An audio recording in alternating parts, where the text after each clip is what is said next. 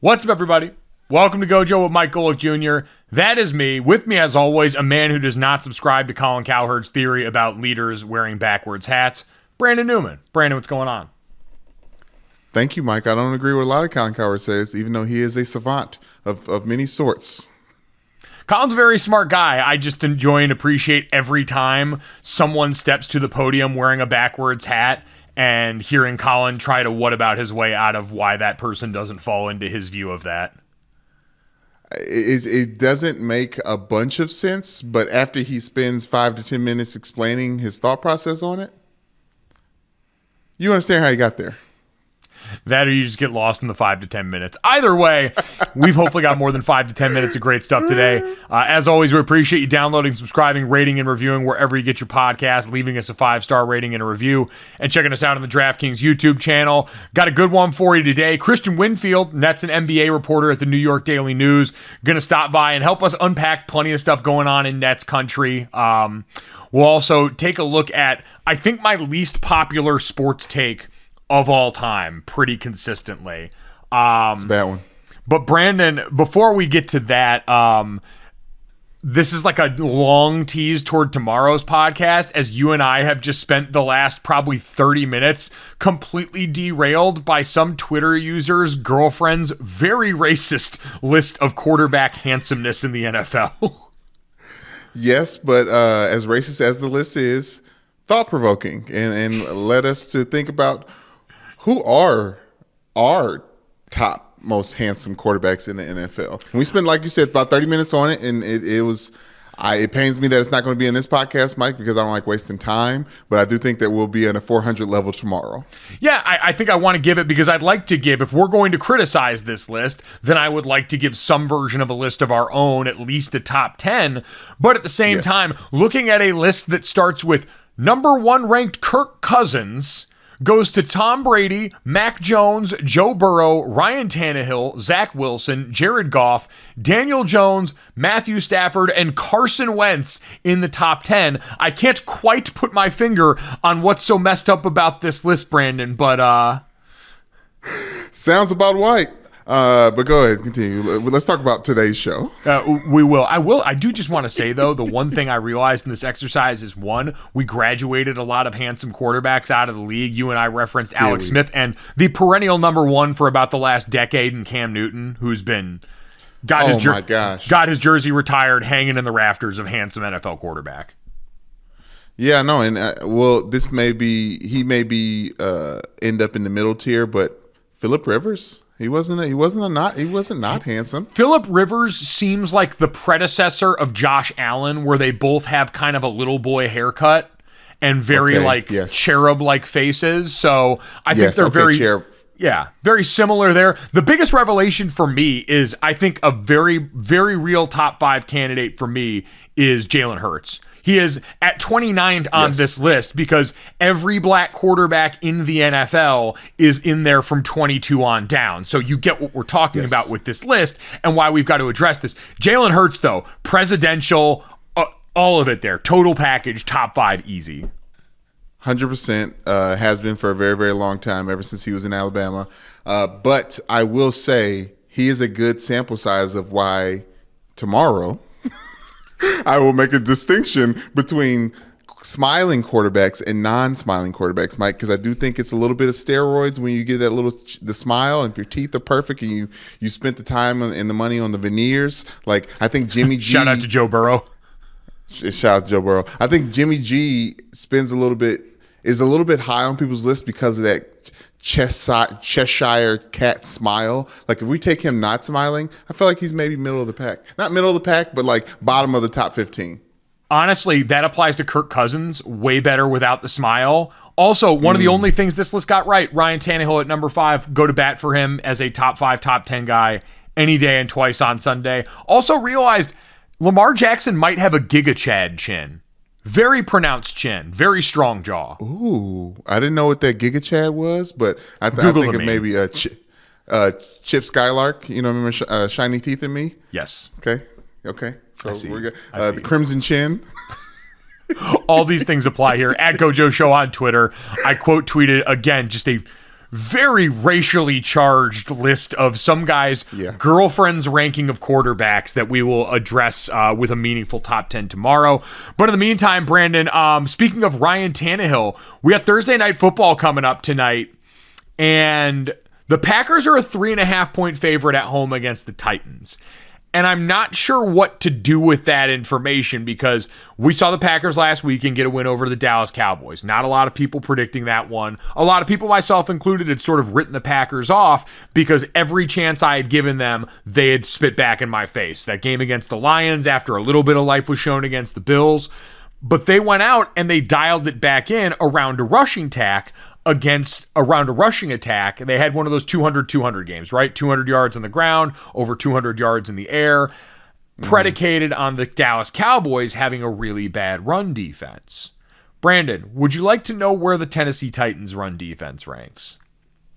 I would love to know where the Tennessee Titans run defense ranks. They are third in yards per rush allowed in the NFL. Damn. They are first in defensive rush success rate. They are first in rushing touchdowns allowed. They are first in DVOA according to Football Outsiders. I can keep going, but you get the idea. They're, middle of the pack pass defense, which again in the NFL, I think the cardinal rule is really only don't be terrible at one thing. I think in general in football, not being terrible at one thing is usually a pretty good place to go. Yes, it's all about complimentary football. Shout out to John Harbaugh and the Ravens. But I want you to tell me, speaking of middle of the pack, where are the Packers at for rush offense? Do you have that readily available? I just wanted to get my mind wrapped around the juxtaposition of this Thursday Night Football matchup. Well, I mean, I think it also kind of changes a little bit lately, right? Because again, earlier in the season, it didn't feel like the Packers were as willing to lean in on that. In terms of yards per rush, Brandon, the Packers are 7th in football. So they're averaging just under 5 yards a carry right now. And I would say that jumps out even more in the last game. We talked about Elton Jenkins back at left guard next to David Bakhtiari, who's been back at left tackle. You get a little bit more hole on the offensive front, and that definitely helped out, and it was the difference there. It's also worth noting for the Titans, right now, as of this podcast recording, Ben Jones, their center, was ruled out with a concussion. Amani Hooker, their safety, was ruled out with a shoulder injury. Randy Bullock, their kicker, ruled out with a right calf injury. And Bud Dupree, their outside linebacker, ruled out with a hip injury. So they're limping into this one, as is tradition on Thursday Night Football. Their star tackle in the middle on defense is also questionable. Did not practice yesterday. Talking about Jeffrey Simmons. I messed his name up. One letter. Yeah, Brandon, I understand that. I just, at this point, if we're giving the benefit of the doubt to someone, I feel like Mike Vrabel's group has earned it, right?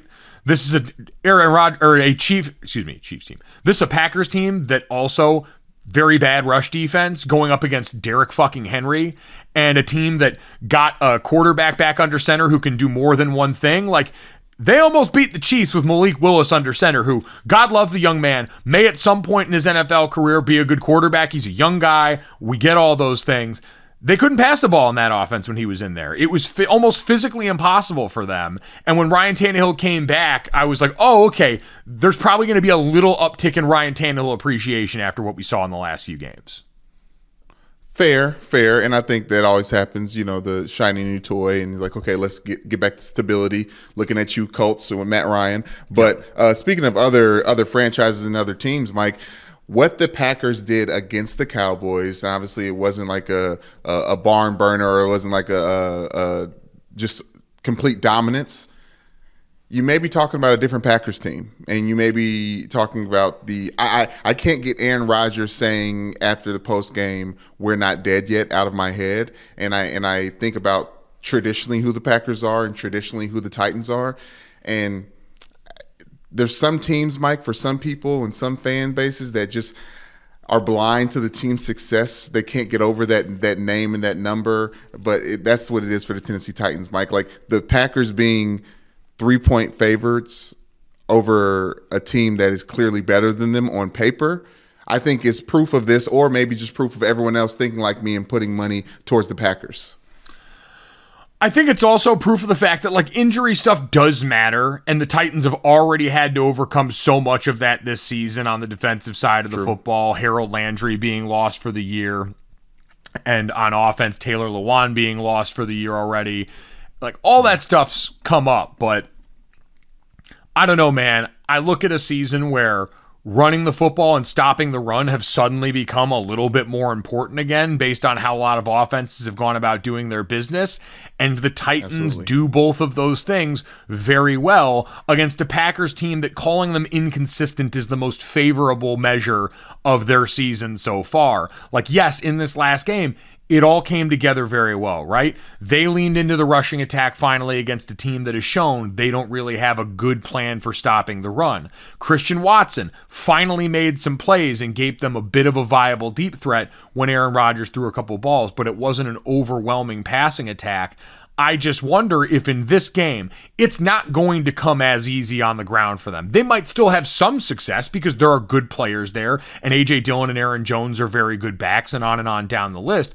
But eventually, it's going to be harder for them than it was against Dallas. And when that happens and they're forced to throw the ball more, yes, that is technically the more vulnerable part of the Titans' defense. But is this Packers passing attack ready to be a more consistent player full-time in this conversation? I don't know. At this point, I don't trust the Packers to be consistent, and that's why I would probably pick the Titans in this game. I like that, Mike, and I do think the smart money is to go with the Titans for this game, but I can't get Aaron Rodgers back-to-back MVP, and the Titans' deficiency is their pass defense. And I think Aaron Rodgers can expose that, and especially with Christian Watson. Like, I do think that we're in a point in the season, that's what I was trying to say before, is that what we're seeing from these teams now may not be the anomalies. Maybe I'm thinking more so this is the teams working into their identity in November. I get it, but we're 2 weeks removed from them losing to the Lions. Like, I'm sorry. I can't forget the way that... Like, I was full Tyra Banks. I trusted you. We were rooting for you in that game. And you know how much that pained me as how pro-Lions we've been on this podcast. I was like, this is the Packers get-right game. We saw a little bit of life against Buffalo, and then they came out against a defense that had been letting everyone have anything they wanted, and they were like, nope, we'll throw the ball in the red zone and let some fun turnovers happen. And that's why I've got trust issues with this team. Rightfully so too, and you got to look out for that turf in a Ford Field, Mike, because I don't know if you saw recently, but Aaron Rodgers is coming for turf. He is almost demanding that most NFL stadiums move to grass. He says it's safer and better, and I think he's not alone. He plays better on grass. Oh, I know everyone thinks that, but I think he plays better on grass, and he tends to struggle on turf. So I think he's trying to get rid of the turf monster himself. Hey, grass closer to earth. His life source, man. In tune with the vibrations. Yes. All that turf, those rubber pellets, that hardness below him. No, can't live like that. Speaking of this, and this may be off topic, it is off topic. Back in LA, obviously you're there now. Have you been doing some grounding, walking around with just barefoot around your neighborhood? Have you been doing any of that? No, there's concrete and like potentially broken glass over there. Absolutely not. I threw up out in front of my house on the concrete one night coming back home from a bar. I'm not walking around out there. Other people might have done that. Okay, Mike. I recommend it. I recommend it one day. Just no shoes. Okay? No shoes. I will say, while we're talking about that, the other reason, there was a cement truck that lost its brakes going down the hill by my house and had to run into an empty building to stop itself from hurtling onto the beach. Are you? I only say that somewhat in jest because I went down and walked around there. The whole neighborhood was buzzing, and the driver of the truck was fine. Was taken to the hospital, minor injuries. They said he's going to be fine, and the house was unoccupied at the time. But there was a cement truck just fired into the side of the house. So I did not do any grounding today. I did walking down there with shoes on to check out the situation. And thank you, Mike. You're curious George ass. I hope you helped. I like to think I help with a positive attitude and good vibes in a situation that everyone could have used some of that. But Brandon, back to football. Titans plus 3.5 in this game. I mean, I think Titans outright in this game. Let's put it this way. if the Packers are looking to get people to buy back into them, not only as a team that might be able to sneak into the playoffs in an NFC where that wild card spot is probably going to be up for grabs, but if they want to believe them capable of a little bit more, winning a primetime game against a Titans team that right now has a lot of positive, like 6-3, Mike Vrabel getting the credit for being in that Mike Tomlin mold of just finds ways to put together winning seasons every year. I think this would go a long way for the Packers. I agree, but you're talking about other people, Mike. I want to hear, can you find it in yourself to articulate how the Packers win this game? Because it seems like you're thinking big picture of how possibly, but I want to hear, like, what do you think? How does it unfold that the Packers actually beat the Titans? Well, I'm not picking them to. I don't think they're going to. Like, you can't even like muster up a way of how the ball bounces in their way. I mean, yeah, like all of a sudden their passing attack becomes consistent, and what we saw last game from Christian Watson on 4 catches all of a sudden becomes a thing with regularity they can count on in that offense.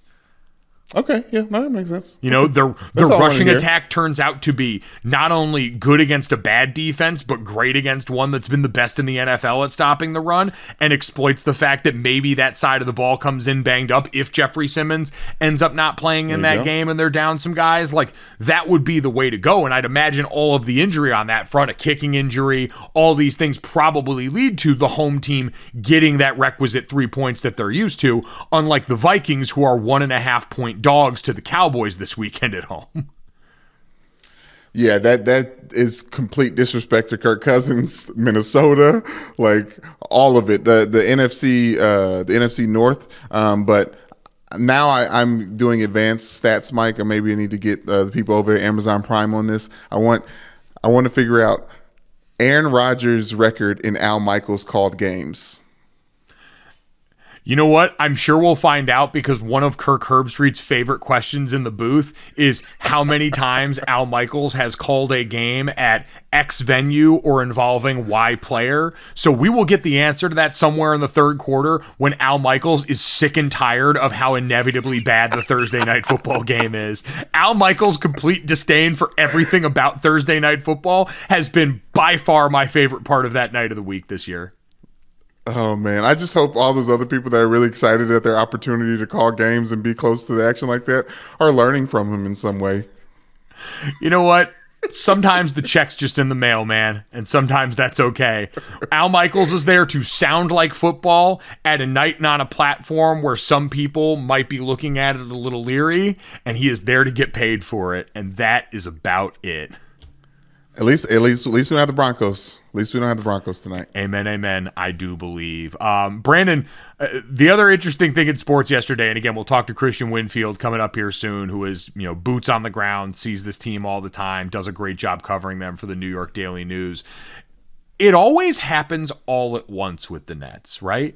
Nothing can ever just be one thing with them on a day where the night before the Nets get destroyed. Like, the Kings put up 150 points on them, destroyed on the road. Okay, just to be clear and to be specific, at one point in time in the second quarter, the game was tied 40-40. Since then, or from that point in time, I think the Kings went on a 24-2 run, and it was 153 points, just to be specific, because it was the most points that the Nets franchise has allowed ever. I think that I landed that plane. I think. I think you nailed it. I think as allowed. I love you, like sticking that like a gymnast. Like I can't move. The Russian judge gave it an 8, but that's just because they're a hater. No, Brandon. Yes. So that was how it went that night, and so we had that as the backdrop, and then the following day, we get a report coming out about Ben Simmons, that apparently there has been some growing frustration with Ben Simmons' on-court contributions and ability and availability for these games growing in that locker room. We get a Chris Haynes exclusive at Bleacher Report with Kevin Durant that apparently happened right after that game. Yeah, and also, when did Chris Haynes go to Bleacher Report? But go ahead. I say that now because I mistakenly identified him still as Yahoo Sports when I talked to Kristian in this interview. So, who among us, right? Okay. Yeah, okay, continue. Yeah.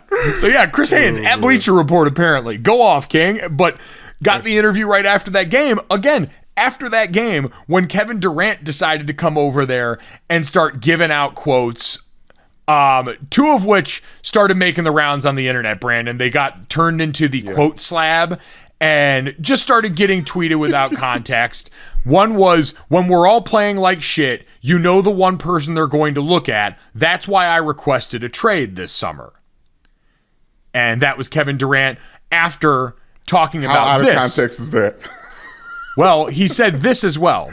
Look at our starting lineup. Edmund Sumner, Royce O'Neal, Joe Harris, Nick Claxton, and me. It's not disrespect, but what are you expecting from that group?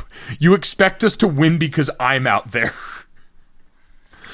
I mean, and he's also been playing well, but I have no issue, Mike, with him telling the truth in this spot. Well, I do to an extent because, like, if you're those guys, that kind of sucks to hear, right?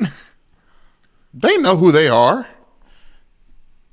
I get it. And don't get me wrong. Kevin Durant in this article says, I'm having a ton of fun grinding with this group this year. I wish I was mic'd up more often so you guys could see and hear how much I'm having fun. Trying to balance out the scales of the universe. As he says, we're not going to win anything with these guys who are, sorry as hell on this team.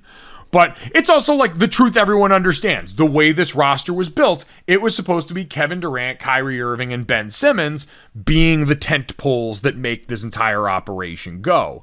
The other things that he said in there, and I think the things that are more interesting, because his assessment was correct. Whether or not we think that is good for someone in a leadership on that team position on that team to say, right, that's another story. And it kind of ties into this next part where he did give out the quote that said also, quote, I'm not a leader. What the fuck does that mean? A lot of people say I'm not a leader because I didn't tell Kyrie to get vaccinated. Come on. Or I didn't condemn Kyrie for leaving the team, going out and living his life. I'm not about to tell a grown-ass man what he can and can't do with his own life and dissect his views or how he thinks about shit. We can have a conversation and exchange perspectives on how I feel about a topic and how you feel on a topic, but everybody else doesn't need to know or hear about our conversations because we're grown-ass men. I don't operate like that. I said you do a lot of vigorous nodding.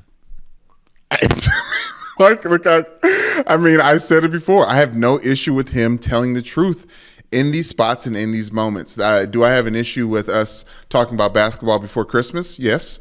But when you do, this is what happens. These teams aren't settled. They have no idea what's going on. Kevin Durant, like you said, asked for a trade for these reasons. The fact that we're hearing reports about people being frustrated with Ben Simmons and his availability. Wasn't that the same thing when he was at before? Where was that? Oh, this the Sixers?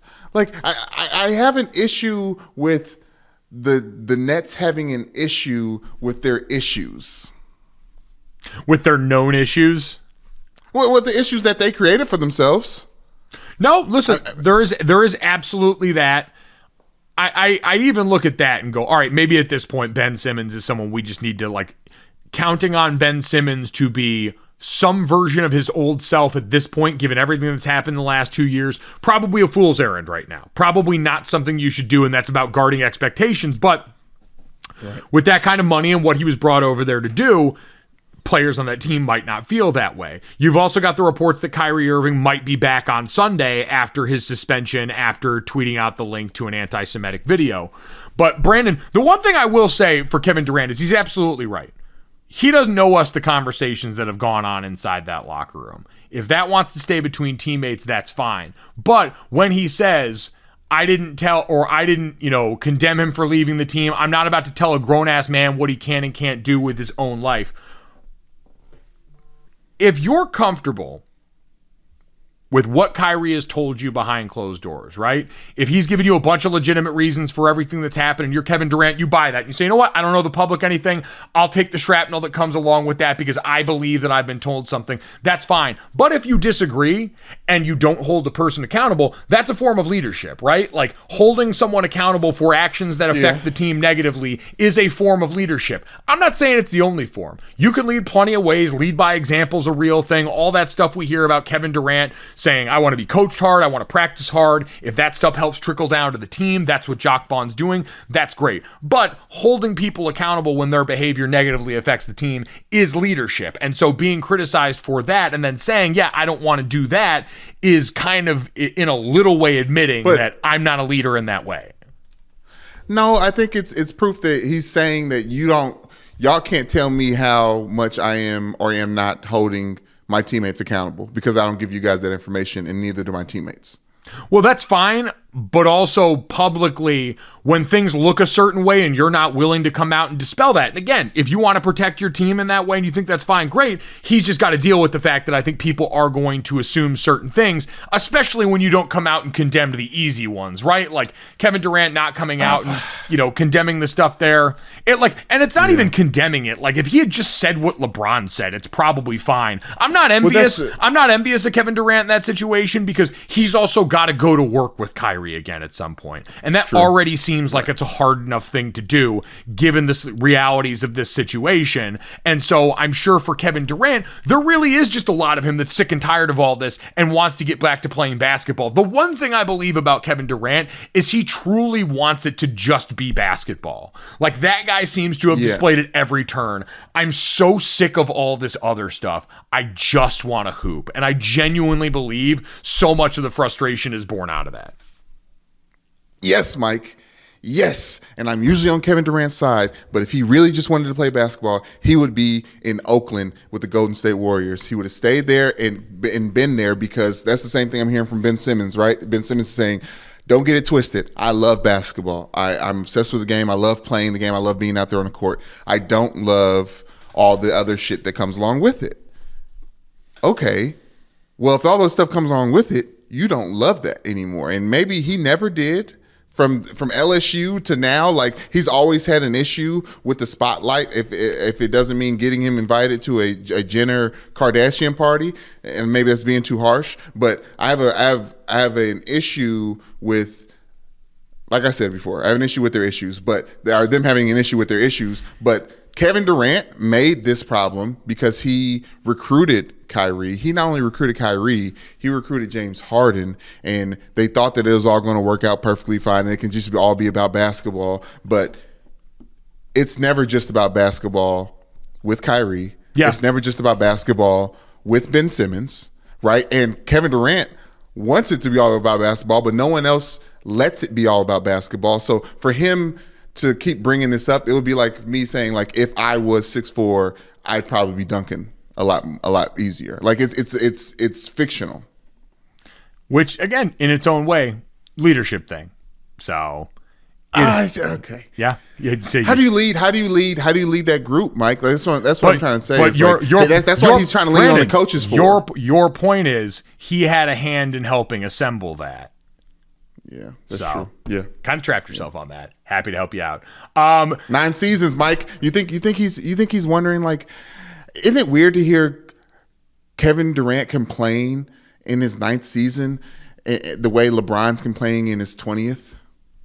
There's just a little difference. I just think, Brandon, the timing of all this was very interesting. And again, it all seems to happen all at once with the Nets. To try and clear up some of the picture around what's going on in Brooklyn, we are going to invite our friend and New York Daily News correspondent, writer and reporter covering the Nets and the NBA at the Daily News, Kristian Winfield, joining us next.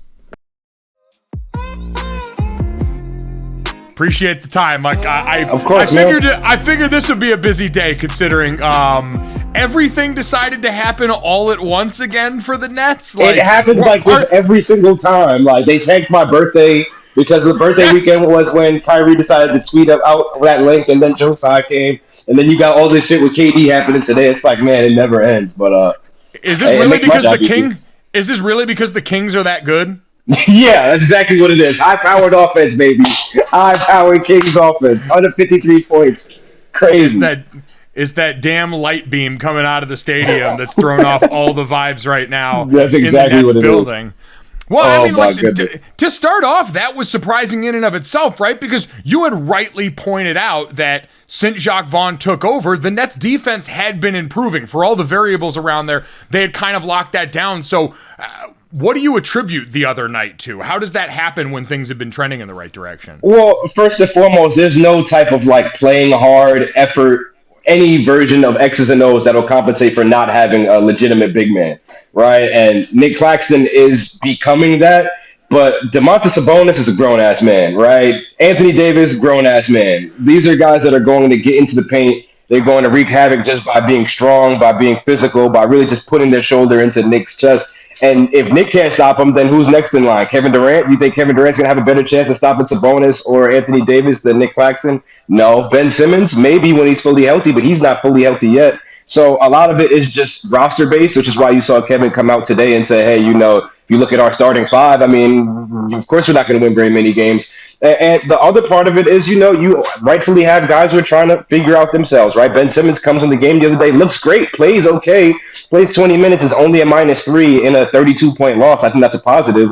But he still has to find his way off of not being a human dribble handoff, right? He just walks up the floor, hands off to his teammate, gets out of the way. He's gonna have to find some time there. And then you've got other guys. Joe Harris coming off an injury, like he shot 1 for 7, wasn't looking good. Royce O'Neal has been playing great, but you're asking Royce O'Neal now to play point guard, and you're asking him to play, on the wing. You're asking him to do a lot, whereas he's just one of those complementary pieces. Edmund Sumner, a guy who hadn't played all of last year because of an Achilles injury, is stepping up, had 18 points. I bet he'll probably regress to the mean too because you're asking him to do too much. You got a lot of guys playing above their means right now. And I think that's what it is. It's based on not having a Kyrie in the rotation, Ben Simmons not being 100%, and then having guys that are still coming off an injury. You still got TJ Warren, who last time we saw him, he was averaging 27 points in the bubble. He's still coming back from injury, right? So there's a lot of pieces that the Nets need to put together, and we saw a lot of that on the other night against Sacramento.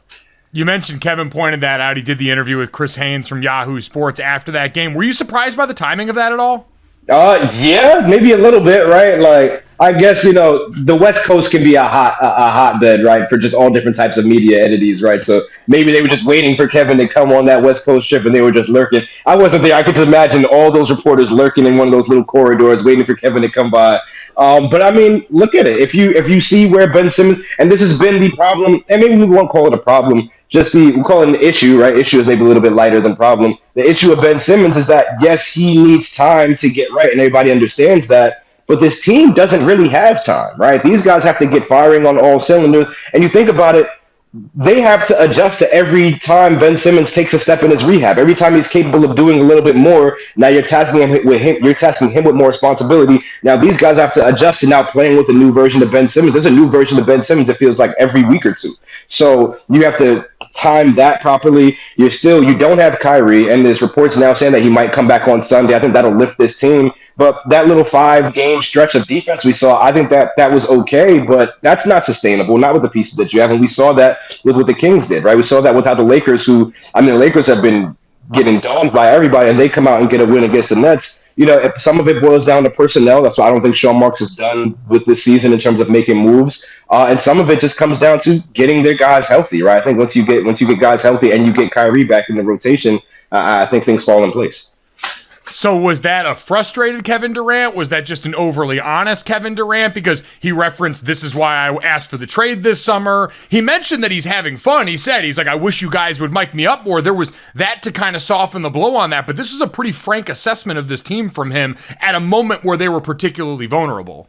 Yeah, something he said is, do I need to have more fluff pieces written about myself? And then what do we see today? A bunch of fluff pieces written on Kevin Durant, the strength of the man. I guess frustrated is probably a word to go with because, this is, what I'm saying, he's only getting older, right? As much as he says he doesn't really care about legacy, he doesn't care about winning more championships, guys of his caliber want rings, right? Guys of his caliber don't want wasted seasons. The Nets have had 2 wasted seasons. The third one, Kevin Durant wasn't even playing, right? So now you're in year 4 of this whole situation. Of course, he's a little frustrated. Of course, he's frustrated that you have a coaching change this early into the season, that guys aren't healthy, that guys aren't on the same page. But what can he do about it besides talk to guys like Chris Haynes, or maybe he pulls me aside and maybe I get to write the fluff piece next time. Who knows? I don't know. There we go. We'll root for that one selfishly since we're a decidedly Kristian Winfield podcast out here. Love to hear it. Yeah. Yeah. No, exactly. All over that one. Let's talk about the Ben Simmons portion of it, because you mentioned it's kind of an adjustment to where he's at in the rehab process, but you have some of the reports about a frustration inside that locker room with how that's coming along here. How much do you buy of that this maybe is part of the larger story about Ben Simmons over the last couple of years, where this is a guy that's just still not in the place confidence-wise as a basketball player to do the things this team needs him to do? You know, that's a tough question. I can't really speak to the Ben Simmons that got here before Brooklyn, right? Like, I know what I saw on TV, and I know, there's been opportunities where he just didn't attack the basket, and we've seen some of that here in Brooklyn. But I think the most important thing for him here is, like, I'm seeing him, at least in the Sacramento game, he made a concerted effort to push that ball in transition and get to the rim. He had 11 points. And I know we're talking about Ben Simmons, right? And 11 points might not sound like a lot, but for Simmons, who had never really had a double-digit scoring game in a Nets jersey, and then come out, and I'm talking about he's playing with a burst of energy. This is the second game in a row we've seen him play with, like, speed, real actual speed that you would think he should be showing. I think part of it is he's coming off with, back surgery in the offseason. He just had fluid drained in his knee a couple of weeks ago. Like, I'm sure you could relate a little bit to that more than I can. Like, taking care of your body as a pro athlete, not easy. At the same time, you've got a guy like Kevin Durant who's saying, hey, if you're on the floor, you're ready to play. So there's a fine line to walk there of pushing a guy to give you more than 100% while also managing his injury. And that's tough for Ben Simmons, but that's the hand he's dealt, right? He's here in Brooklyn. They need him to produce now. So there's going to be those moments until he can actually play like the Ben Simmons that we've seen in the past, where these guys are going to be upset because he's not giving them what they need. At the end of the day, you have Kevin Durant, you have Kyrie Irving. If you don't have Ben Simmons contributing to this roster in an impactful way, I don't know how far the Nets can go. You mentioned the Kyrie Irving portion of this conversation reportedly could be back on Sunday, and hearing a lot of stuff about how he's also reportedly kind of made this process his own. A lot of people, disagreeing about terms being dictated to him and the optics of how this looked. From everything that you've heard in and around this, does this seem like a situation that it's going to be once he comes back, hey, we've put this in the past? Has Kyrie really embraced that? Like, what have you heard, if anything, on this front?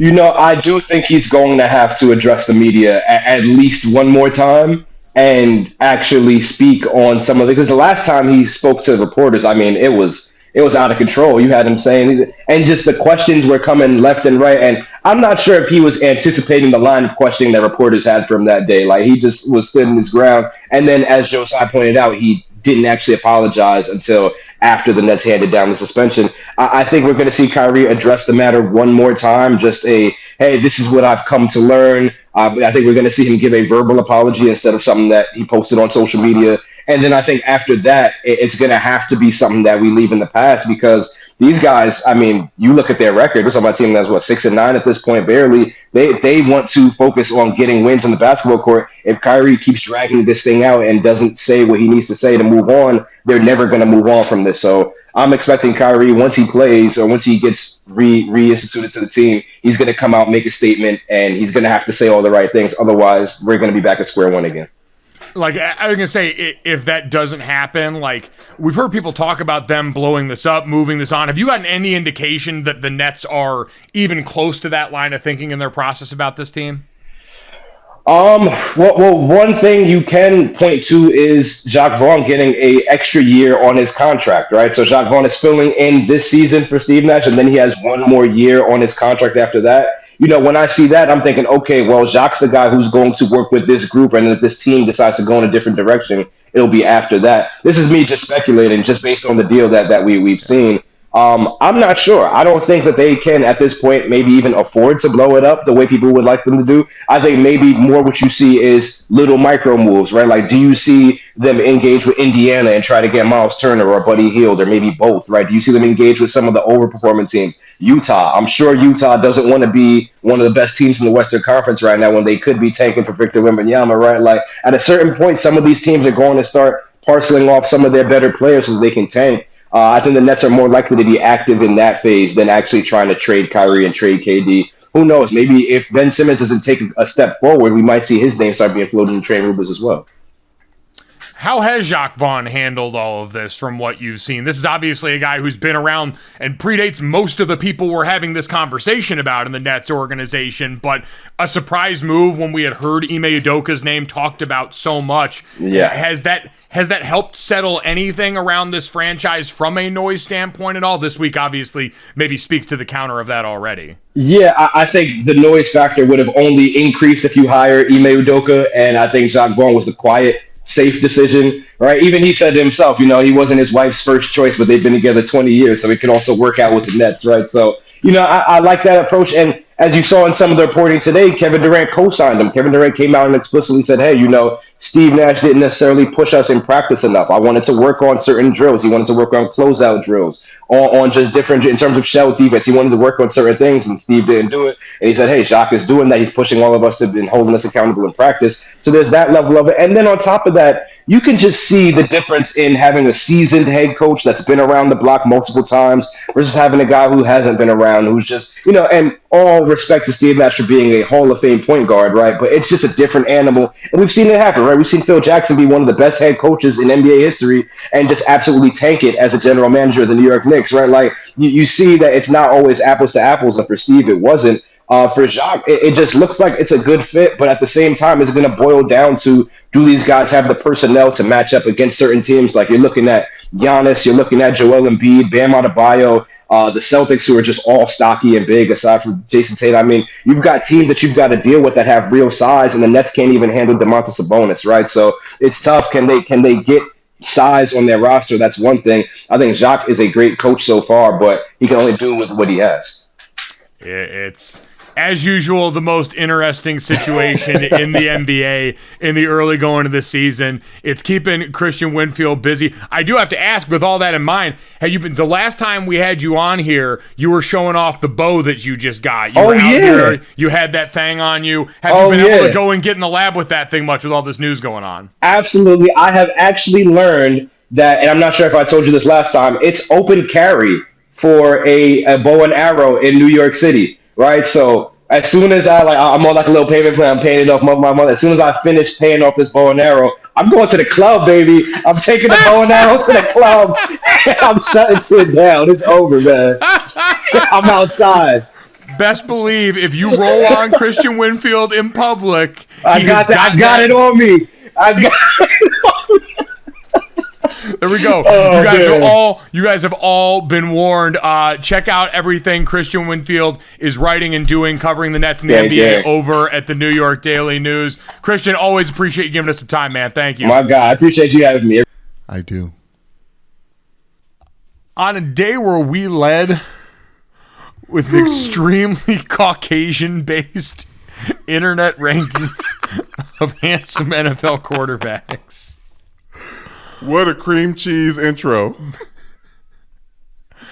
As always, download, subscribe, rate, review Gojo wherever you get your podcast. Leave us a 5-star rating and a review, and tell Brandon what you think of his song choice for this, that, and the third. The 3 stories that we finish off every podcast with. Brandon, we talked yesterday off the top of the podcast about what happened at the University of Virginia, the tragic death of 3 Virginia football players in a shooting death returning from a field trip to Washington, D.C. We told you we would keep you updated on details as they emerge for this, and we can at least give you some of that around the planning at the University of Virginia and what the rest of their week is going to look like.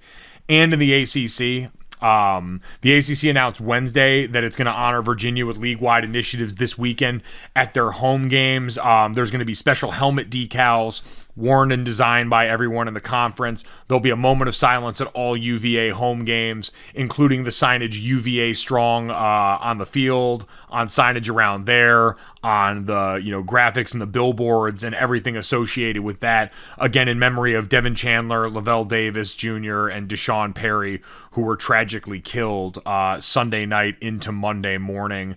Virginia also made the decision, Brandon, to not play their football game this weekend. They were set to play Coastal Carolina on Saturday, and the reporting I saw said that was a decision the players on the team came to. And, Tony Elliott, their head coach, fully supported that decision. Jamie Chadwell and the folks over at Coastal Carolina have said and done all the right things in this process here. There's going to be a memorial service for those 3 players at 3:30 at John Paul Jones Arena instead of that game. There's been no decision on the final game of the season against Virginia Tech. And Brandon, I think to that point, we've talked about it on this podcast some before when a moment of tragedy is struck.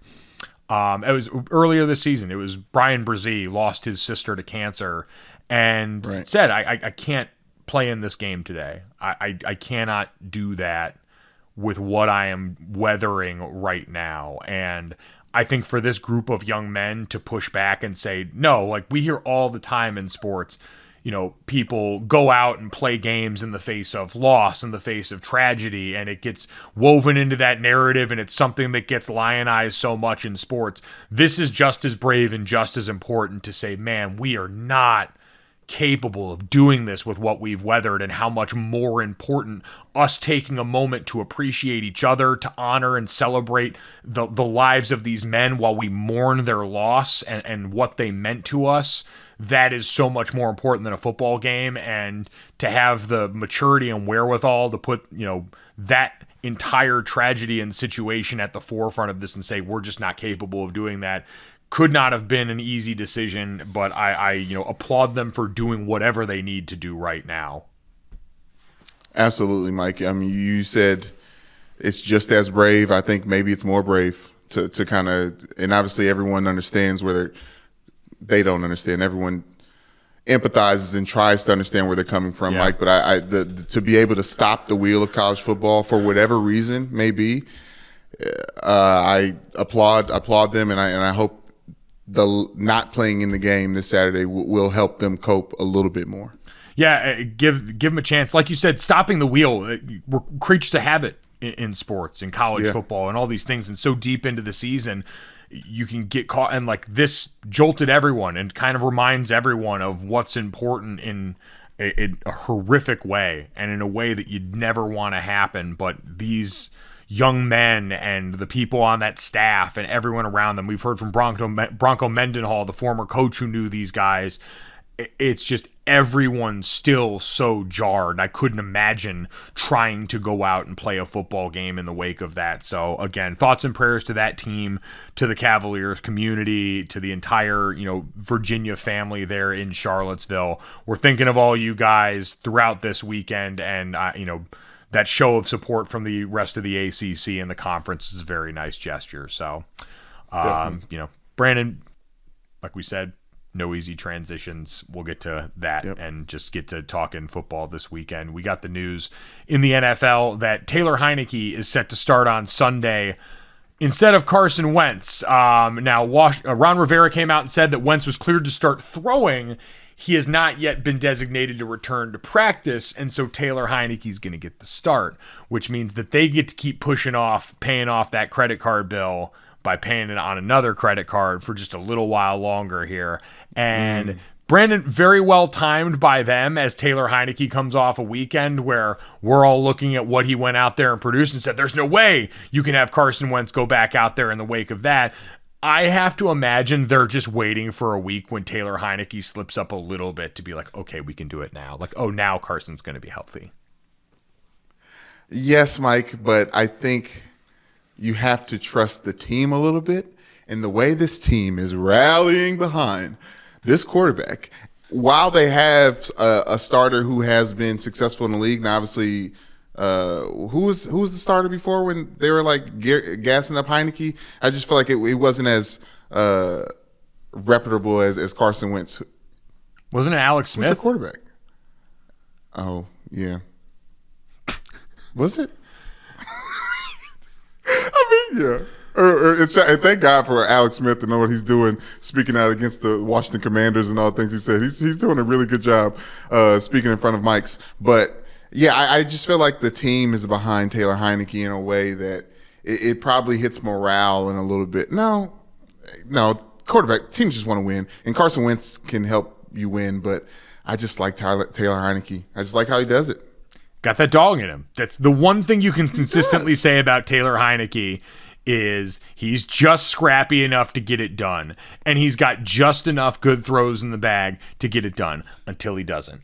And then we'll wait and revisit all this. But I'm kind of with everyone. True. I feel like you got to ride this thing until the wheels fall off, and then you sort of figure it out from there. Carson Wentz, we talked about the other day, too hot and cold, and right now apparently too hurt to be back out there on the field. Brandon, let's get to the third, though, because the field in the Bills-Browns game this weekend sounds like it's going to be covered in snow.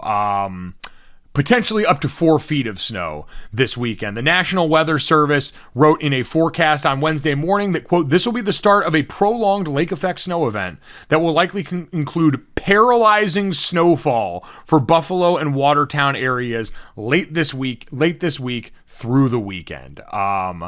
Brandon, the Buffalo Bills, obviously no stranger to this. We've seen plenty of scenes over the years of them in massive snow games. I feel like it's a 2013 game against the Eagles with LaShawn McCoy that always sticks out in a lot of people's heads. Yeah. Yes. Which LaShawn McCoy with the Bills. I think that was a time. Yeah. So, Brandon, I think all of this leads me, though, to probably my least popular take, which is everyone looks at this game and says, oh, this is football weather. Like, we get to go out there and we get to see football weather, and everyone goes and plays in these whiteout conditions that look really good on TV, and it's football weather. Does it look good on fake TV? I mean, it kind of does. It's fun to watch at home, but as someone who grew up in Connecticut and played college football in Indiana, playing in the snow's not that sweet.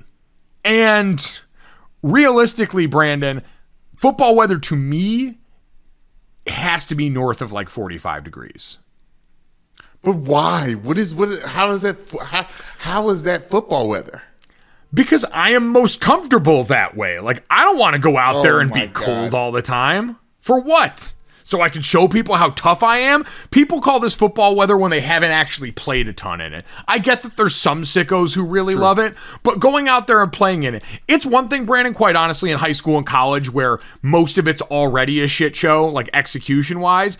In the NFL, think about this. You spend all week on a game plan. There are people in that building paid hundreds of thousands, if not millions of dollars, to go and dissect the other team down to a granular level and then devise a game plan to execute to perfection on Sunday. And then you go out there in 4 feet of snow and it's just going to be about whoever fucks up a punt snap or botches an extra point so bad that the other team scores.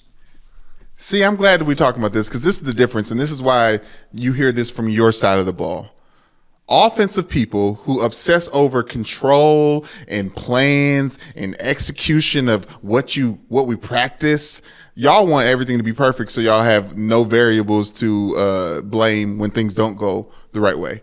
Defense, we read and react, baby. Obviously, there's plays, there's stunts, there's things to do, but we read and react. It's how many people are going to be on the box, how many you faking, you doing whatever. And I think defense are more prone to play well in inclement weather than offenses are, and that's why you hating so clearly. Well, yeah, obviously, because offense requires precise execution and defense requires one guy out of 11 to make a play.